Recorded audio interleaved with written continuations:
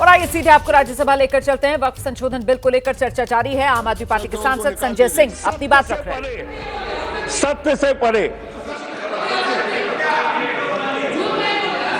Sir, ये प्रभु श्री राम के मंदिर का ट्रस्ट, मैं इसका समर्थन करता हूं। नहीं, आप सर मैं इसका समर्थन कर रहा हूं। ये सब्जेक्ट नहीं है सर, समर्थन कर रहा हूं। सुन तो लीजिए, आप कहे से नहीं सुनूंगा। डिस्ट्रिक्ट मजिस्ट्रेट प्रोसीडिंग में नहीं आएगा सर, मेरी बात तो बिल्कुल नहीं आएगा सर, मेरी बात सुन लीजिए। घनश्याम जी प्लीज, चेयरमैन साहब, district magistrate of Ayodhya will be ex officio trustee who will be A practicing Hindu. If the DM is not Hindu, then additional district magistrate will be an ex officio member of the trust. हम इसका समर्थन करते हैं sir. Hindu धर्म के trust में हिंदू को member होना चाहिए, आपने लिखा, हम इसका समर्थन करते हैं। लेकिन आप दूसरे धर्मों के ऊपर कह रहे हैं। कल को आप गुरुद्वारा कमेटियों में कहेंगे सिख नहीं, दूसरे धर्म के लोग इसमें आएंगे। कल को आप जैन कमेटियों में घुसड़ेंगे, बौद्धों की कमेटियों में घुसड़ेंगे। ये बात गलत है, ये पूरी तरीके से गलत है। और आज पूरे देश को आप बताइए, मान्यवर, पूरे देश को आप बताइए, 2009 में आपने अपना घोषणा पत्र जारी किया था, मैनिफेस्टो। ये मैनिफेस्टो आपका लेके आया हूं, ये तो आपका डॉक्यूमेंट है, मेरे घर नहीं बना।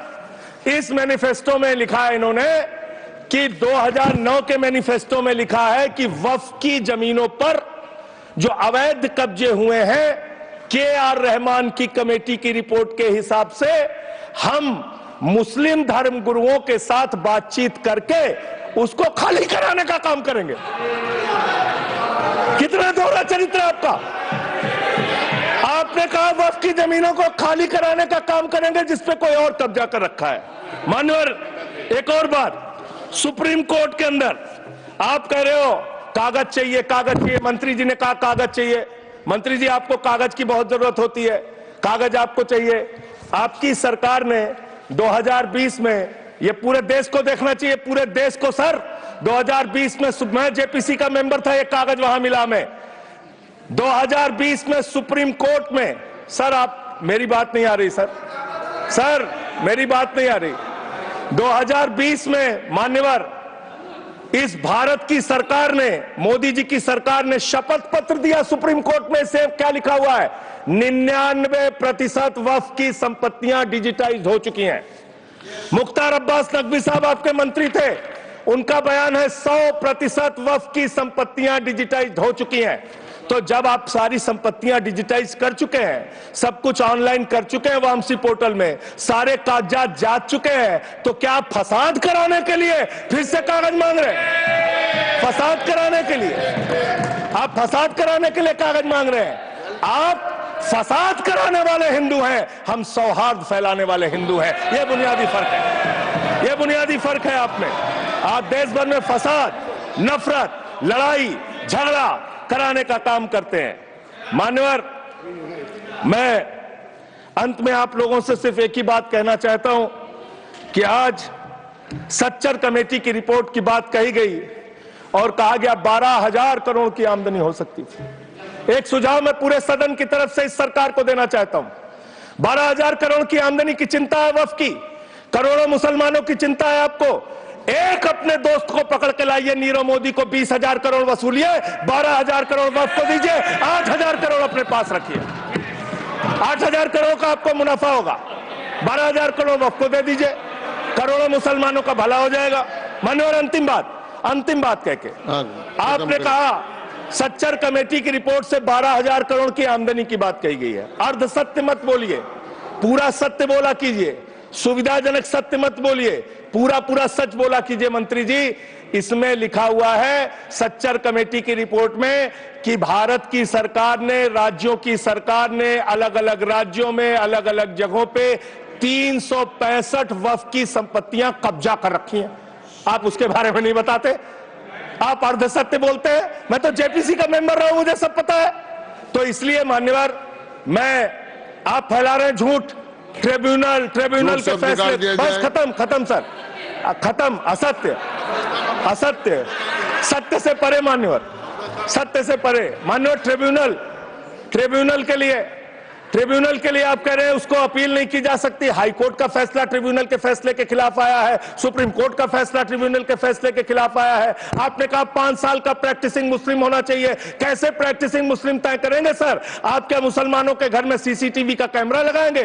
कौन नमाज पढ़ रहा है, कौन नमाज नहीं पढ़ रहा है, कौन मुसलमान है, कौन मुसलमान नहीं है? आपने मान्यवर ऐसे ऐसे प्रावधान इसमें रखे हैं जो बड़े अजीब हैं, जो अपने आप में ये बताते हैं कि आपकी मंशा सिर्फ देश में झगड़ा कराने की है, नफरत फैलाने की है, फसाद कराने की है। आपकी मंशा कहीं भी मुसलमानों का या किसी वर्ग का भला करने की नहीं है, नहीं है और नहीं है। बस एक अंतिम बात कह के अपनी बात समाप्त करूंगा। ये काम आपने देश के अंदर बहुत अच्छा शुरू कर दिया। आप एक काम करते हैं, देखो मुसलमानों को ठीक कर रहा हूं, दूसरी तरफ महंगाई बढ़ रही है, नुकसान हिंदुओं का। 94 लाख करोड़ रुपए शेयर बाजार में डूब रहा है, नुकसान हिंदुओं का। 11 लाख बच्चे स्कूलों से बाहर निकल गए, नुकसान हिंदुओं का। तो मुसलमानों का को ठीक करने के नाम पर आप नुकसान देश के करोड़ों हिंदुओं का भी कर रहे हैं। इसलिए ये सब बातें करके देश में आप नफरत फैला के ये सब झगड़े फसाद के काम मत कीजिए। और अंत में आपसे एक ही बात कहना चाहता हूं, अभी भी वो मौका है इस बिल को जो गैर संवैधानिक है, जो बाबा साहब के संविधान के खिलाफ है, इसको वापस लीजिए। धन्यवाद मंडल। श्री दूंगा ही। अरे संजय सिंह जी को मैं जवाब देना चाहता हूँ, सबका जवाब देंगे, लेकिन समस्या ये है, माननीय मंत्री जी को हस्तक्षेप करने का अधिकार है। जब मैं when I will reply to everybody please. मैं सबको जवाब दूंगा। मैं सिर्फ इतना ही कह रहा हूं कि संजय सिंह इतना तर्कहीन बात करते हैं, जवाब देने के लिए जगह भी नहीं है। वो पॉइंटलेस बात करता है, बिल से संबंधित नहीं, इधर उधर का बात करता है। पॉइंट में बात कीजिए, मैं जवाब दूंगा बाद में। Shri येरम Venkat Subba Reddy, Shri येरम Venkat Subba Reddy. Sir, I would like to thank you for giving me the opportunity to participate in a very crucial legislation that is having potential to change the fate and faith of course of our Muslim brothers and sisters. We are very citizens of the country, faith and I mean to say, faith on the institution of Parliament and Constitution of India. तो वक्फ संशोधन bill कल लोकसभा से पास हो चुका है और आज राज्यसभा में दोपहर 1 बजे केंद्रीय मंत्री किरण रिजिजू ने पेश किया है। फिलहाल उसी को लेकर चर्चा जारी है। विपक्ष की तरफ से सरकार की घेराबंदी, सरकार की नीयत को लेकर की जा रही है और सरकार बार बार इसी बात को दोहरा रही है कि सरकार ये कदम मुसलमानों की भलाई के लिए और साथ ही साथ वक्फ में पारदर्शिता लाने के लिए कर रही है। आइए एक बार फिर से रुक कर लेते हैं। आप जानते हैं कल देर रात लोकसभा से वक्फ संशोधन बिल जो है वो पास हो गया है और आज दोपहर 1 बजे राज्यसभा में वक्फ संशोधन बिल पेश कर दिया गया है। फिलहाल इस पर चर्चा जारी है। दोपहर 1 बजे से वक्फ संशोधन बिल, जिस पर अलग अलग दलों के जो वक्ता हैं वो अपनी बात सदन में रख रहे हैं। सांसद इस चर्चा में हिस्सा ले रहे हैं। एक तरफ वक्फ को लेकर विपक्ष सरकार पर हमलावर है, वहीं सरकार कह रही है कि इस बिल से जो मुसलमान हैं उनको फायदा मिलेगा।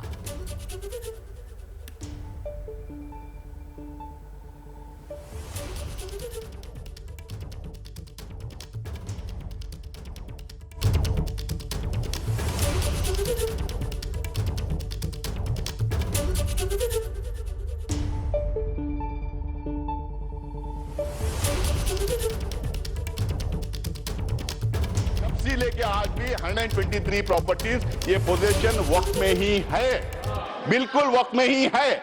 और जब 2013 में गांव में 2013 ये झूठ। देखिए किस तरीके से आज दोपहर 1 बजे केंद्रीय मंत्री किरण रिजिजू ने राज्यसभा में ये बिल पेश किया और इसके बाद अब इस बिल पर चर्चा चल रही है। विपक्ष की तरफ से सरकार की घेराबंदी की जा रही है, विपक्ष सरकार की मंशा पर सवाल उठा रही है, विपक्ष की तरफ से आरोप लगाया जा रहा है कि बिल असंवैधानिक है और साथ ही साथ मुसलमानों की जमीन हड़पने के लिए सरकार ये बिल लेकर आई है। सरकार की तरफ से विपक्ष पर निशाना साधा जा रहा है ये कहकर कि विपक्ष सिर्फ और सिर्फ मुस्लिम समुदाय को गुमराह करने का, भ्रमित करने का काम कर रहा है, क्योंकि सरकार की मंशा जो गरीब, पिछड़ा और पसमानदा मुसलमान है उसकी भलाई के मकसद से सरकार ये बिल लेकर आई है। जो कुछ मठाधीश वक्फ पर अपना कब्जा जमाए बैठे हैं और जिस तरीके से वो जमीनों पर एक तरीके से अधिग्रहण कर रहे हैं, उसी पर रोक के लिए सरकार ये कानून में संशोधन ला रही है। केंद्रीय मंत्री किरण रिजिजू ने राज्यसभा में चर्चा के लिए वक्फ संशोधन बिल पेश किया आज, और इस दौरान किरण रिजिजू ने फिर से साफ किया कि किसी भी हालात में मुसलमानों के अधिकारों के साथ यहां पर किसी तरीके का छेड़छाड़ या उसका हनन नहीं किया जा रहा। और साथ ही उन्होंने कहा है कि जेपीसी अब तक की सभी जेपीसी से बेहतर रही है। जेपीसी में मुस्लिम संगठनों और की तरफ से करोड़ों सुझाव मिले हैं और उसी को ध्यान में रखकर ये वक्फ संशोधन बिल जिस पर सरकार ने कदम बढ़ाया है। अध्यक्ष महोदय जी, यहां कहा गया है कि हम जो कदम उठा रहे हैं मुसलमानों को नुकसान होगा। कई लोगों ने कहा ये अनकॉन्स्टिट्यूशनल है, गैर कानूनी है और मुसलमानों का हक छीना जा रहा है।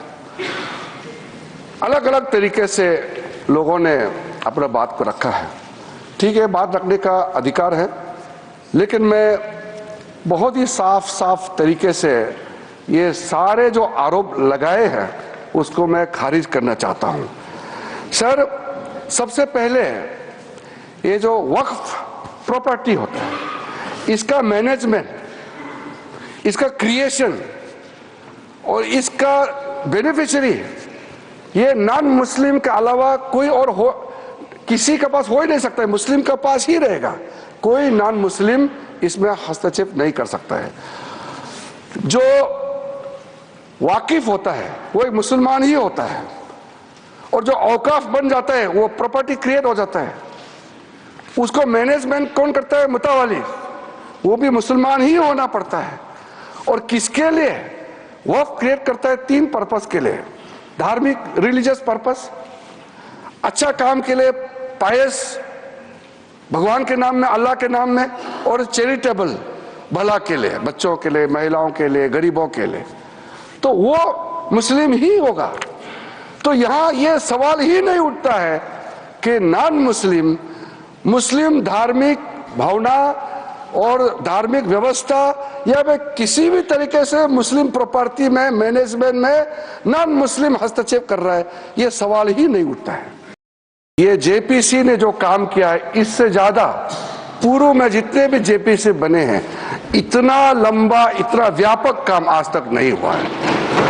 कुल मिलाकर के 284 संगठन, स्टेक होल्डर्स, अलग अलग क्षेत्र के लोगों ने जेपी के समक्ष आकर के अपने बातों को रखा, ज्ञापन सौंपा, और 97 लाख से भी ज्यादा, अब छोटा मोटा पत्र को मिलाकर के 1 करोड़ से ज्यादा हमारे देश के लोगों ने ज्ञापन सौंपा है और अपना मत को जेपीसी और मंत्रालय को दिया है।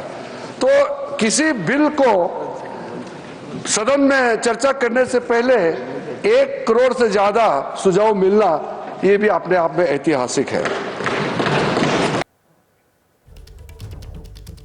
वहीं विपक्ष की अगर बात की जाए तो कांग्रेस के सांसद नसीर हुसैन ने इस बिल पर आपत्ति जताई है। आम आदमी पार्टी के सांसद संजय सिंह ने केंद्र सरकार की मंशा को लेकर सवाल उठाया है।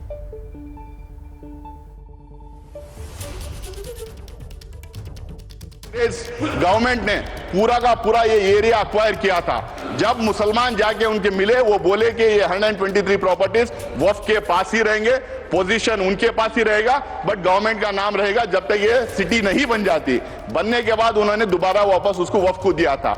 आज भी, जब से लेके आज भी 123 प्रॉपर्टीज ये पोजीशन वक्फ में ही है, बिल्कुल वक्फ में ही है। और जब 2013 में गवर्नमेंट 2013 में जब इसको डी नोटिफाई करने की बात आई, सरकार ने हाई कोर्ट ने सरकार को बोला था कि आप जल्द से जल्द इसका रिजॉल्व करो। तो जल्द से जल्द रिजॉल्व करने के चक्कर में उस टाइम पे डी नोटिफाई किए। आज इन्होंने 1 मैन कमीशन बनाया था, उसका रिपोर्ट सबके सामने क्यों ना रख देते? उसको पारी कर दिया। 2 मैन कमीशन बनाया था, उसका रिपोर्ट रख दीजिए लोगों के सामने, आपको पता चल जाएगा वो प्रॉपर्टीज हैं या ना है। ये झूठ बोलना, लोगों को गुमराह करना, मिसगाइड करना बंद करे। दूसरा सर, ओके सर, ओके। ये सरकार कह रही है कि ये कानून हम मुसलमानों के भले के लिए आ रहे हैं। जब मैं आपसे सुनता हूं तो मुझे लगता है कपिल शर्मा कॉमेडी सर्कस में बोल रहा है। आप मुसलमानों का भला कर रहे हैं, आप मुसलमानों का भला कर रहे हैं। दोनों सदन में एक भी सदस्य, दोनों सदन में सिर्फ एक सदस्य गुलाम अली को छोड़ के एक भी सदस्य आपका मुसलमान नहीं है। दो नेता अपने घरों में आपने बैठा दिया, मुख्तार अब्बास नकवी, शाहनवाज हुसैन, दोनों की राजनीति आपने खत्म कर दी। आप मुसलमानों का भला कर रहे हैं। आप धार्मिक संपत्तियों को ये बिल कब्जा करने की नापाक कोशिश है। तो वक्फ संशोधन बिल राज्यसभा में इस पर चर्चा चल रही है। फिलहाल आरजेडी के सांसद मनोज झा अपनी बात रख रहे हैं। राजतंत्र में नहीं है, लोकतंत्र में एक एक पाई स्टेट एक्सचेकर की है और एक एक पाई पे एक एक नागरिक का हक है, और उस नागरिक का भी है जो हाशिए पे है, और उस नागरिक का भी है जिसने जानवरों को बंद करके एक प्राइवेट जू खोल लिया है। ये हमें समझना होगा। माननीय उपसभापति महोदय, कल मैं माननीय गृह मंत्री जी को सुन रहा था। माननीय गृह मंत्री जी बहुत अच्छी तरह से जो वक्फ है उसका ओरिजिन बता रहे थे। मैं तैयारी का सोर्स हम लोगों का शायद कुछ तो समान है हमारे में। तो वक्फ जो है अरबिक का शब्द है, वक्फा से निकला, मान लिया, और इसका मतलब है कि रिलीजियस जो पवित्र कोई काम हो, दान हो, धार्मिक काम हो, उसमें इसका इस्तेमाल हो। और अलग अलग लोग इसका प्रोनाउंसिएशन अलग करते हैं, कोई वक्फ बोलता है, कोई वकफ बोलता है। ये अलग अलग धाराएं हैं इस देश की। काबा की मस्जिद जो 622 में बनी प्रॉफिट मोहम्मद के time, peace be upon him, वो पहली इस्लामिक वक्फ थी। उसके बाद एक चीज हम सबको याद रखना चाहिए, हम किसी भी धर्म के मानने वाले हों, राष्ट्र की अवधारणा से पूर्व नदियां नहीं बटी थी, संस्थाएं ऐसे नहीं बटे थे, बनते गए, उसमें सुधार भी हुआ। आप पहली बार सुधार नहीं कर रहे हैं, इसमें सुधार आगे भी होगा। मैंने कहा ना कि दिक्कत होती है कि जब आपका इंटेंट और आपका कंटेंट दोनों मैच करता है तो डर लगता है, क्योंकि उस समुदाय के बारे में मैं एक बात जरूर कहूंगा। इस बिल को, चूंकि बिल के कुछ बिंदुओं पे आऊं उससे पहले बाबा साहब भीमराव अंबेडकर को इन्वोक किया गया, और मैं चाहूंगा बाबा साहब भीमराव अंबेडकर, उन्होंने एक लाइन कही थी, उसको बार बार पढ़िए। Democracy is incompatible in inconsistent with isolation and excluding minority communities. You have to look at, Honorable Minister, from the angle of isolation and exclusion. और ये दोनों चीजें बहुतायत में हैं और अलग अलग जगहों पे हैं। सर, जमीन के साथ किसी व्यक्ति और किसी कौम का क्या रिश्ता होता है, इसको भी समझने की जरूरत है। सच कहूं तो कई बार एहसास ये भी होता है कि with this bill, is it a legal cover for bulldozer? That scares me as a citizen of this country. कमाल की बात है, मुसलमान शहरों में रहे घेट्टो, गांव में गया घुसपैठिया, और उनकी संस्थाएं, उनके बारे में जिक्र हो, कहा कि उसमें तो ओपेक नहीं है, सस्पेक्ट है। कॉन्स्पिरेसी के टोन में बात होती है, कॉन्स्पिरेसी के टोन में। सर, ये उचित नहीं है। आज ही आप ही के सदस्य कहते हैं, राधा मोहन जी, कि 20 करोड़ मुसलमान। सर, अगर एक घर में एक सदस्य मुसलमान है, क्या आप उसको एलिनेट होने दीजिएगा या उसको जोड़ के रखिएगा? उसकी शिकायतों को और उनसे जो शिकायतें हैं वो कैसे दूर होंगी? बैठ करके दूर होंगी। किसी को डॉग विसिल पॉलिटिक्स का उपकरण बना करके अगर आप अलग करना चाहोगे तो वो उचित नहीं है। माननीय उपसभापति महोदय, आपने कहा, मेरे कई सदस्यों ने कहा, नॉन मुस्लिम्स को, मैं तो बड़ा तारीफ करूंगा, खड़ा हो जाऊंगा पक्ष में, अगर इतना सेक्युलर मिजाज इस देश का कर दीजिए कि हर धर्म के संस्थाओं में दूसरे धर्म के लोग हो। इस्लामिक कम्युनिटी में डालिए तो हिंदू में डालिए, सिखों में डालिए, क्रिश्चियंस में डालिए, तब न बात होगी। या सिर्फ तय कर लिया कि सारे प्रयोग या सारा संयोग मुसलमानों को लेकर के होगा, ये उचित नहीं है। माननीय उपसभापति महोदय, इसमें क्या है मैं दूसरी चीज कहूंगा कि संपत्ति वक्त की है, अतिक्रमण के पंजीकरण के संदर्भ में मेरे संजय जी कह चुके हैं, आपकी खुद की एफिडेविट है कि कितना डिजिटलाइज हो गया है, कितना इंक्रोचमेंट हुआ। एक छोटी सी बात कहूंगा कि एक बहुत बेहतर चीज आपने कही थी और मैंने नोट किया था सर, एक कायदे से, सॉरी, नहीं ढूंढने में जो समय लगेगा, नहीं सर, नहीं मिल गया सर, वो एक्चुअली एक मिनट सुनो सही सर, सुनो, ढूंढने में जो समय लगेगा उतना अतिरिक्त समय आपको मिलेगा। Thank you sir. इन्होंने कहा, अब देखिए कि 30 बरस में, प्लीज जयराम जी, 30 बरस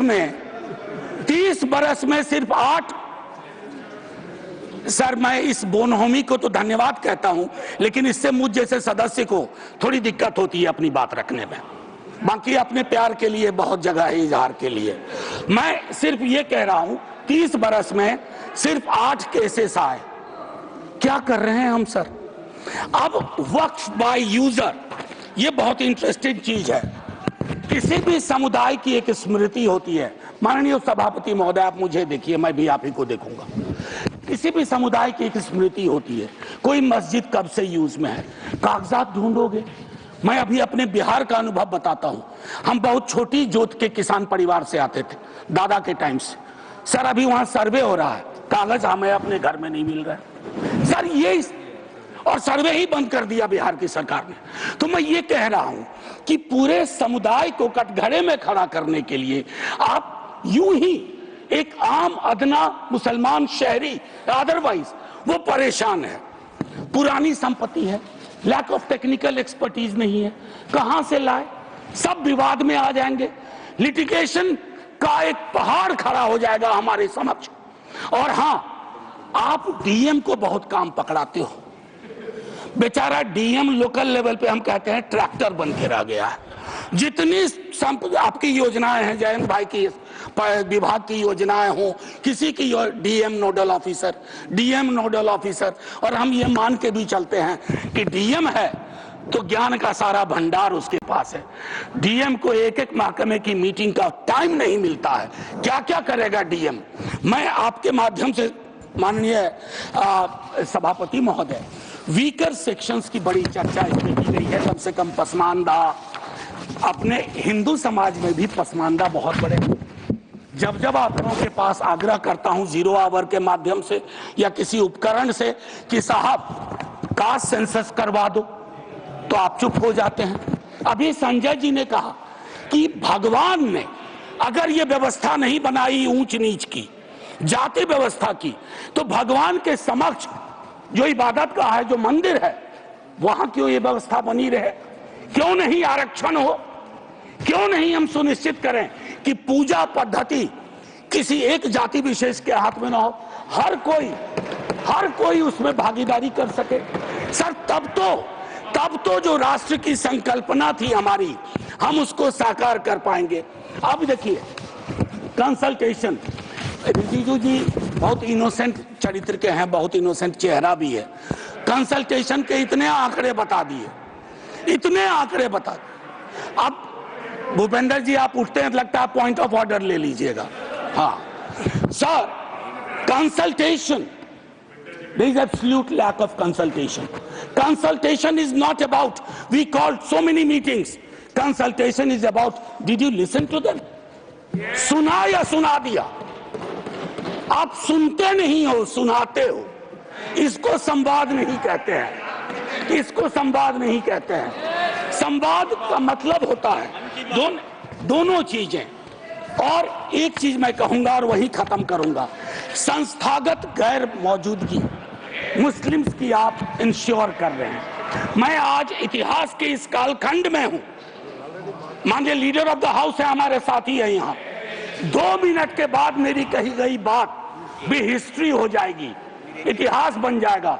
लेकिन मैं आपसे आग्रह करता हूं मंत्री जी, डोंट हरी अप,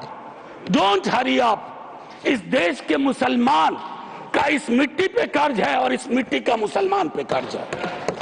इस कर्ज के रिश्ते को व्यापारी की नजर से मत देखिए, तिजारत की नजर से मत देखिए, क्योंकि अगर वो नजर आपकी नजर में, माननीय उपसभापति महोदय, सब कुछ हमारा बिखर के रह जाएगा। आखिरी 1 मिनट लूंगा। मैं सोच के आया था कि क्या कहूं, और मैंने ईदगाह का जिक्र इसलिए किया। एक नूर मियां की सुरमा का भी कर सकता था, विद्रोही जी ने लिखा, उससे पहले केदारनाथ सिंह ने लिखा, लेकिन मैं अदम कोंडवी, गोंडा जिला उत्तर प्रदेश का आभार करते हुए मैं 2 लाइन पढ़ करके अपनी बात खत्म करूंगा। हिंदू या मुसलमान के लिए के एहसासात को मत छेड़िए, अपनी कुर्सी के लिए इस जज्बात को मत छेड़िए। हम में कोई हुण, कोई शक, कोई मंगोल, पता करना बड़ा मुश्किल है कौन कहां से, हम में से कोई हुण, कोई शक, कोई मंगोल दफन है जो बात, अब उस बात को मत छेड़िए। गलतियां बाबर की थी, जुम्मन का घर फिर क्यों जले। ऐसे नाजुक वक्त में हालात को मत छेड़िए। है कहां हिटलर, हलाकू जार या चंगेज खां, मिट गए सब, कौम की औकात को मत छेड़िए। छेड़िए एक जंग, छेड़िए एक जंग मिलजुल कर गरीबी के खिलाफ। दोस्त मेरे मजहबी नगबात को मत छेड़िए। हाथ जोड़ के कहता हूं सर, इसको फिर से कंसल्टेशन के लिए भेजिए और एग्जीक्यूटिव के डिसीजन को कमतर करिए, एग्जीक्यूटिव के डिसीजन को, इन्फ्लुएंस को कमतर करिए। और पूरी दुनिया नॉमिनेटेड से इलेक्टेड पे जा रही है, आप इलेक्टेड से नॉमिनेटेड पे जा रहे हो। नॉमिनेटेड लोग बड़े खतरनाक होते हैं, ध्यान रखना सर। जय हिंद सर। धन्यवाद मनोज जी।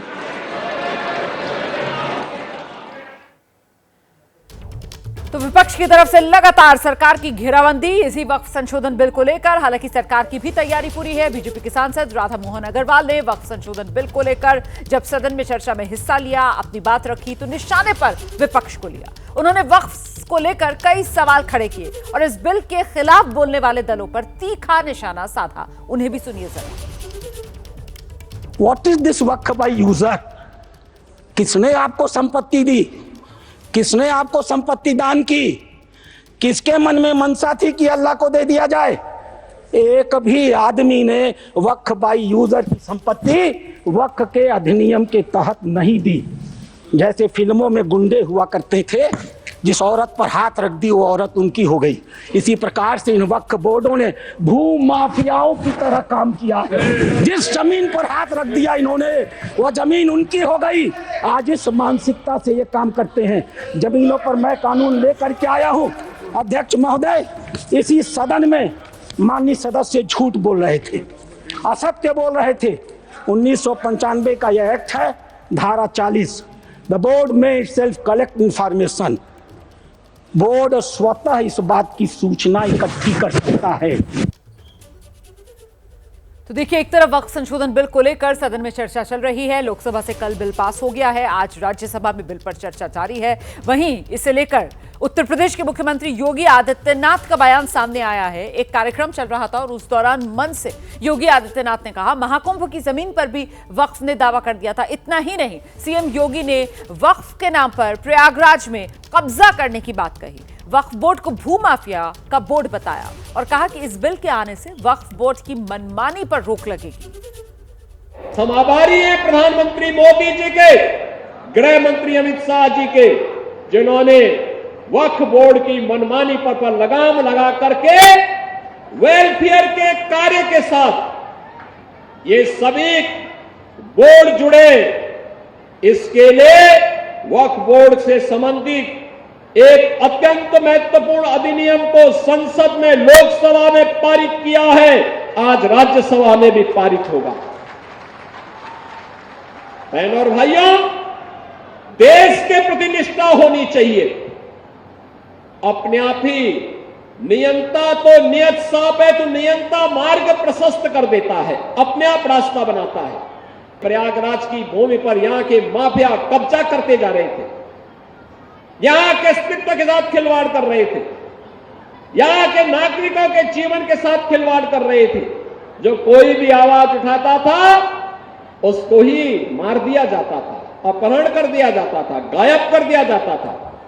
अब ये नहीं चलेगा, अब ये नहीं चलेगा। और इस वक्त वोट को लेकर जेडीयू में विरोध के सुर देखने को मिल रहे हैं। जो वक्फ संशोधन बिल आया है उस पर जेडीयू के सीनियर नेता बिहार शिया वक्फ बोर्ड के चेयरमैन अफजल अब्बास का बयान सामने आया है। अफजल अब्बास कह रहे हैं कि यह बिल बहुत जल्दबाजी में लाया गया है। नीतीश कुमार ने 20 साल में मुसलमानों के लिए काफी काम किया, लेकिन मुसलमानों में नाराजगी है कि उनके सुझाव को इस बिल में शामिल ही नहीं किया गया। तो ये विधेयक आया, आपने प्रावधान देखा, क्या कहेंगे? देखिए, 2-3 मुद्दे जो हैं उस पर संशोधन किया है, उसमें भी बहुत थोड़ा सा कमी है, लेकिन उसको भी हम लोगों ने उठाया था। जैसे वक्फ बाय यूज़र की बात आई थी, मस्जिद, दरगाह, बड़ा वो जितने भी धार्मिक स्थल है उस पर छेड़छाड़ नहीं किया जाएगा। और रजिस्ट्रेशन का जो मामला था कि वो, और ज़मीन का जो मामला है बिहार सरकार से राज्य का मसला है। 2-3 मुद्दे तो आए, इतना तो खैर राहत उन लोगों ने दी है, लेकिन उसमें भी बहुत सारी कमियां हैं जो हम लोग चाहते वो नहीं हुआ। मेरा सिर्फ मानना यह कि हम लोगों ने, हम ही नहीं, पहले ही बताया कि लाखों करोड़ों के आसपास में इस पे आपत्तियां लोगों ने जताई। आप ये कहते हैं कि ये धार्मिक वक्फ बोर्ड धार्मिक नहीं है, लेकिन इसकी उत्पत्ति कहाँ से हुई? उत्पत्ति जमीन डोनेट करने से। जमीन डोनेट करने वाला कौन, और उसने डोनेट किया तो क्या लिखा कि आज के बाद से ये अल्लाह की है, और इसका रिचुअल अपने मजहब के हिसाब से हुआ। तो मजहब से जुड़ा कि नहीं जुड़ा? मुस्लिम समाज में कुछ डर का माहौल है? नहीं, डर का माहौल, डरना क्या इसमें? मुस्लिम समाज को लग रहा है कि इस बिल जो है हमारे खिलाफ गई है, हमारे मुखालिफ है, हमारी बातों को नहीं माना गया। इसमें दो राय नहीं है, हर जगह से फोन है। मैं बार बार कह रहा हूँ कि इसमें कोई दो राय नहीं है कि 20 साल के इतिहास में जितना माननीय नीतीश कुमार जी ने काम किया, मैं सच्चा सिपाही होने के नाते, जदयू का एक छोटा सा करकर्ता होने के नाते मैं कह रहा हूँ, इसे एहसान फरामोशी नहीं करनी चाहिए, जो हक बोलना चाहिए। लेकिन इसमें कोई नाराजगी जरूर है कि बातें नहीं मानी गई। लेकिन अब तो पास हो जाएगा राज्यसभा से भी, तो उसमें हम लोग क्या करते हैं? हम लोग चूंकि एक चेयरमैन है, कोर्ट का रास्ता खुला हुआ। कोर्ट लोग अभी आज के सारे अखबारों में छाया पड़ा कि बहुत सारी तंजीमें जो संगठन जो मुस्लिम तंजीमें वो सुप्रीम कोर्ट, हाई कोर्ट जाएंगी।